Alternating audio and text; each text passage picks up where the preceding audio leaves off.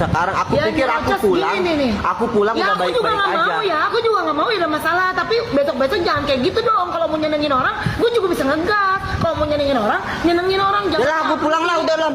Iya, shalom bagi kita semua dimanapun kita berada saat ini. Kiranya kita semua tetap berada dalam keadaan sehat dan apapun yang merupakan aktivitas kita sepanjang hari ini, kiranya Tuhan Yesus memberkati. Dan kembali berjumpa lagi di channel kita ini, yaitu Zemayan Yasin. Terima kasih buat teman-teman semua dan juga para sahabat yang sudah mendukung perkembangan channel ini dengan setia, dan kiranya kita tetap menggunakannya untuk menjadi berkat bagi semua orang. Nah teman-teman, pada video kali ini saya membagikan kepada kita semua satu kisah dari salah seorang artis yang bernama Pinkan Mambo ya, dimana dia suka bolak-balik masuk agama dan seolah-olah dia mempermainkan agama. Ketika dia masuk Kristen dan dia menjadi petobat baru, dia langsung dipercayakan pelayanan untuk mengembalakan, dia dipercayakan panggung untuk bersaksi, dan terlebih-lebih mirisnya itu ketika dia dipercayakan menjadi gembala untuk mengembalakan suatu jemaat, itu menjadi pelajaran sebenarnya bagi gereja-gereja untuk kali ini, bahwa orang yang menjadi petobat baru itu jangan terburu-buru untuk diberikan panggung dan terlebih-lebih untuk diberikan waktu untuk mengembalakan. Dan hal ini dibahas oleh saudara kita Luis Prasetyo, videonya yang berikut ini. Sekarang aku Ya, pikir aku nyerocos pulang, gini nih. aku pulang Ya udah aku juga baik-baik nggak aja. mau ya, aku juga nggak mau ya ada masalah. Tapi besok-besok jangan kayak gitu dong. Kalau mau nyenengin orang, gue juga bisa ngegas. Kalau mau nyenengin orang, jangan. Udahlah aku pulang lah, udahlah. Mendingan aku pulang lagi. Suka kayak gitu Arya. Jangan jahat sama perempuan. Jangan jahat sama perempuan Arya. Aku tuh udah sabar. Aku juga sabar. Aku juga sabar jangan jahat sama perempuan. Aku udah sabar kan. Ya aku juga sabar. Kamu ngancam cerai terus. Siapa Emang yang bagus? cerai? Ya kamu kan lari-larian. Aku harus lari-larian ke kamu. Ya itu percuma, aku duduk juga nggak bakal kelar urusan sama kamu ngobrol. Makanya nggak usah janjiin orang kalau nggak bisa janjiin. Kamu nggak pernah mau ngalah, kamu tuh salah. Ini masalah sepele ya. Kamu Tapi perpanjang. kamu terus-terusan ngancem aku. Kemarin kamu ngeprank cerai. Ayo, Kamu maunya apa sih? aku maunya kamu jangan nyakitin aku. Siapa nyakitin kamu? Kamu ngeprank aku cerai. Jahat kamu. Terus sekarang kamu tinggalin aku, jahat kamu. Udah. Sakit tangan aku. Oh sudah, aku mau pulang. Udah sekarang aku udah nggak ini lagi lah. Aku udah kecewa udah berapa kali. Aku nggak suka Aryo. Aku nggak suka kayak gitu. Stop. Matiin. Tentang agama karena kan sensitif. Ya, intinya kita nikah secara Intinya kita muslim. menikah secara muslim. Dan Nah. kalau mau nikah kan harus dimolafin dulu. Terus salah kan dengar salah satu alasan Kak Arya itu harus Kak Pinkan harus muslim dulu ya. Iya, intinya kita nikah secara Islam. Baru bisa. Tadi kita mau nikah di luar negeri, cuma kebelet nikah. Jadi akunya udah nggak tahan. Nggak bisa lah kalau nggak nikah, kita nggak bisa dong pegangan tangan tiap hari. Nanti ada setan lewat, hamil duluan. Ya kan aku bilang 3 bulan. ya, daripada ini Daripada mendingan melendung, kita nikah dulu deh secara Islam, tapi harus lagian kan mualaf kita dulu. udah saling mencintai. Udah gitu. Dia ngomongnya gitu, tapi ya versi aku agama itu nggak perlu diomongin, intinya nikahnya itu cara baik. Dan aku dimolafin dulu, dan itu nggak bohongan, emang molafin beneran. Dan menurut aku nggak penting banget sih untuk bicara, ya meninggal juga sendiri-sendiri ya. Aku meninggal nggak bisa buka orang dia, gitu-gitu lagi. Tinggal masuk neraka, Arya tolong Arya, aku di neraka. Dan kita meninggal sendiri-sendiri, jadi kita tanggung jawab kenapa kita harus pakai baju warna hitam hari ini. Aduh, miris ya sama orang-orang kayak gini ya. Jadi dulu pas saya pernah iringi main musik ya, ini Pinkan ini waktu itu pelayanan di Manado. Di sana dia nyanyi, jadi saya yang iringi keyboard waktu itu. Saya lupa nyanyi lagu apa ini Pinkan ini.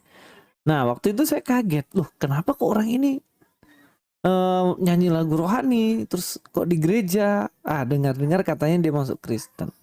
Cuman dari beberapa penyampaian dan kesaksiannya saya mulai curiga kan. Masa segampang itu, serece itu gitu. Dia bisa kemudian dia melayani, pindah agama dengan alasan yang nggak banget gitu. Waktu itu pikiran saya. Tapi waktu itu kan saya masih bocil ya, nggak terlalu memikirkan hal-hal kayak gitu. Dan kemudian lama-lama saya lihat dia kemudian kalau nggak salah ini ya diangkat sebagai pastor gitu. Pastor di salah satu gereja yang mana kemudian dia melayani. Dan makin lama makin kesini saya lihat di TikTok kadang-kadang bawa firman dan lain-lain. Saya pikir gini ya, saya aja kuliah teologi tuh bertahun-tahun baru bisa istilahnya mengajar menafsirkan Alkitab, berkhotbah dengan pendalaman Alkitab. Ini orang yang baru tahu, kemudian sudah diangkat pastor, kemudian bahasa Alkitab tiap hari.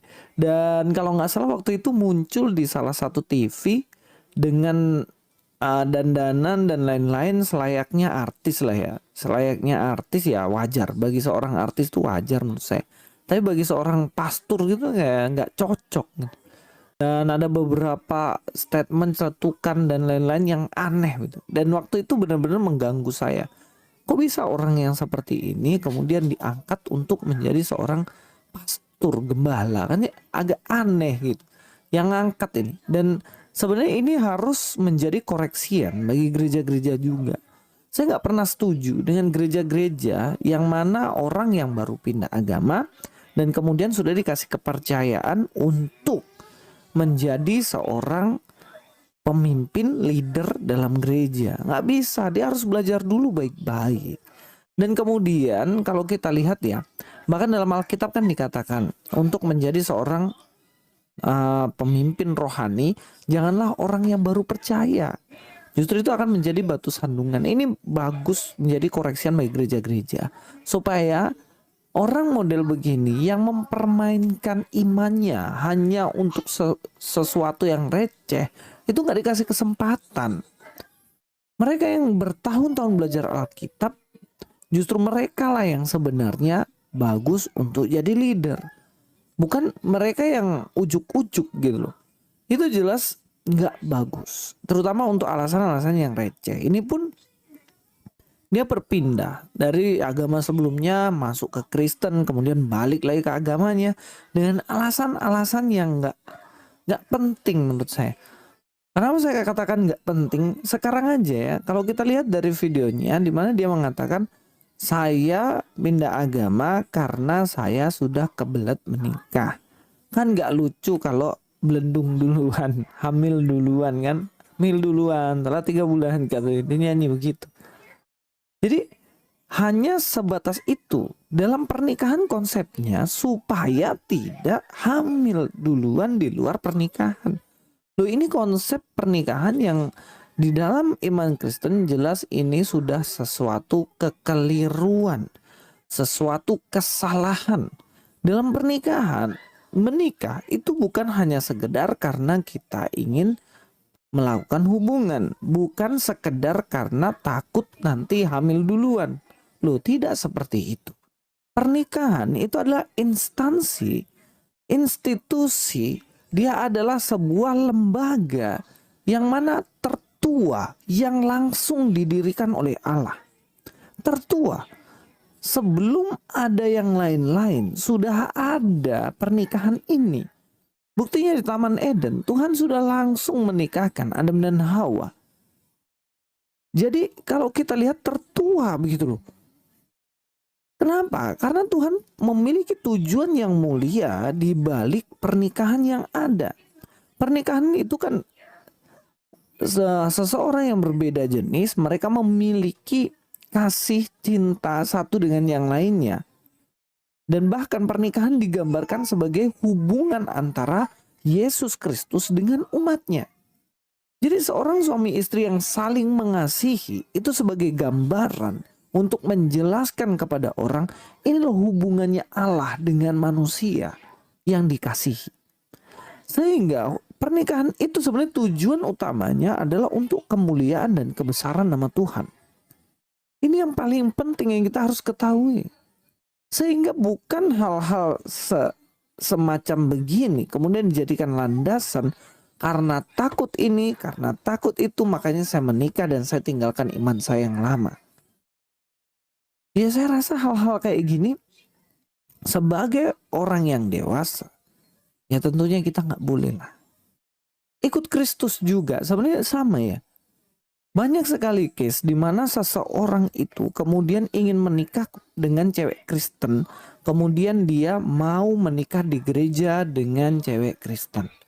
Setelah di gereja, kemudian dia tidak pernah ke gereja, dia juga tidak pernah beribadah dari agamanya yang lama, dan kemudian dia secara KTP ya punya agama, tetapi kehidupannya ateis.